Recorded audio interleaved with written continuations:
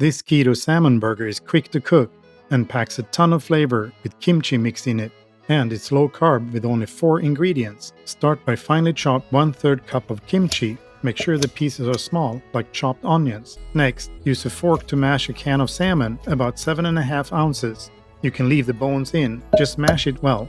Now crack an egg in a bowl, then add a 1/4 cup of almond flour and mix the ingredients really well until all the almond flour is blended in.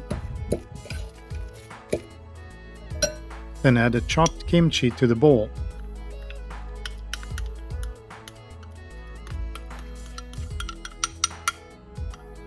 And mix the kimchi with the rest of the ingredients. Now it's time to form the patties. You can make 2, 3 or 4 patties, depending on how large you want them, although 2 will make about the size of a normal meat patty. Then add a tablespoon of sesame oil to a medium hot skillet. We use setting 4 of 8 on the stove. Add the patties to the pan and fry them on the lid for 4 minutes. When 4 minutes are up, carefully remove the lid and flip the patties. Make sure the patties don't fall apart when you flip them. What is your favorite use of kimchi? Let us know in the comments.